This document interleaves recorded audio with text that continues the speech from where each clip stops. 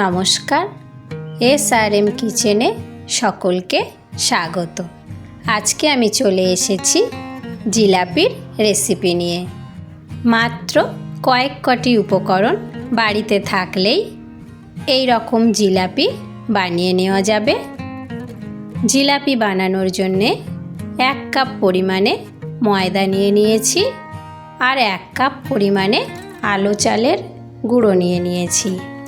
স্বাদমতো লবণ দিয়ে একটু একটু করে জল দিয়ে ভালো করে গুলে নেব।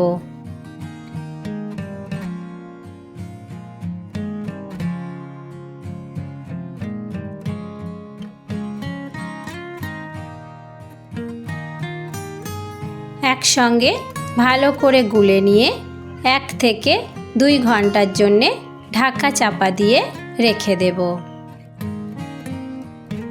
মিষ্টি শিরা বানিয়ে নেওয়ার জন্যে যতটা পরিমাণে মিষ্টির গুঁড়ো নিয়ে নিয়েছি ততটা পরিমাণে জল দিয়ে দিলাম। মিষ্টির গুঁড়োটাকে ভালো করে গুলে নিয়ে ফুটিয়ে নেব। একটু লেবু দিয়ে দিলাম, এতে শিরাটা জমে যাবে না। ঠিক এরকম চটচটে করে জাল করে নেব। 2 ঘন্টা পর ব্যাটারটাকে আরও একটু মেখে নেব। এরকম একটি ব্যাটার বানিয়ে নেব।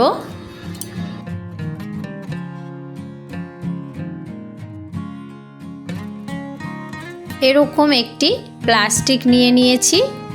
প্লাস্টিকের মধ্যে ব্যাটারটাকে ভরে নেব। বাড়িতে যে কোনো প্লাস্টিক থাকলেই এইভাবে ভরে নেওয়া যাবে। নুনের প্লাস্টিক, সুজির প্লাস্টিক, এই রকম।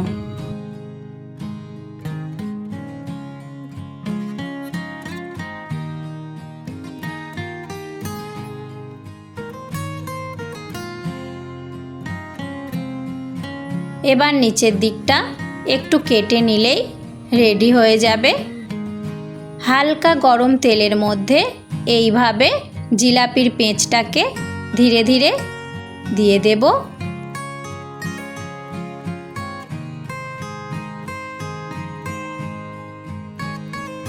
একদম ধিমে আঁচে মুচমুচে করে ভেজে নেব।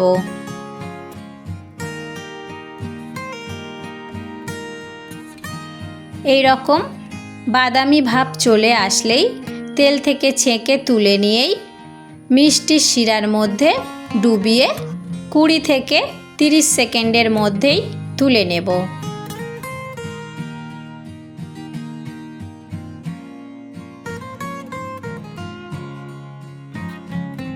আবারও একটি জিলাপি ভেজে নেব।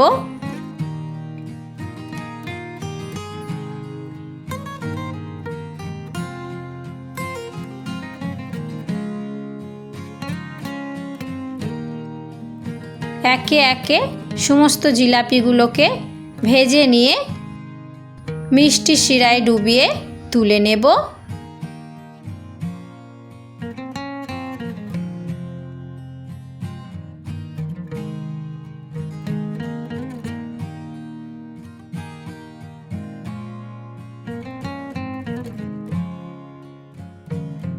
তারপর গরম গরম জিলাপি পরিবেশন করে দেব। উপর থেকে কাঠবাদামের কুচি ছড়িয়ে দিলাম। দেখতে ভালো লাগার জন্যে ভিডিওটি কেমন হয়েছে অবশ্যই আমাকে জানাবেন। ধন্যবাদ সকলকেই।